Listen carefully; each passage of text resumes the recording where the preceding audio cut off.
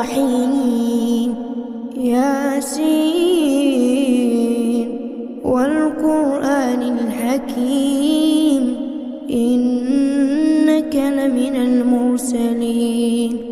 على صراط مستقيم تنزيل العزيز الرحيم لتنذر قوما ما أنذر آباؤهم فهم غافلون لقد حق القول على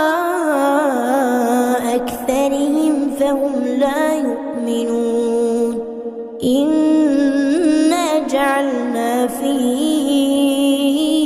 أعناقهم أغلالا فهي إلى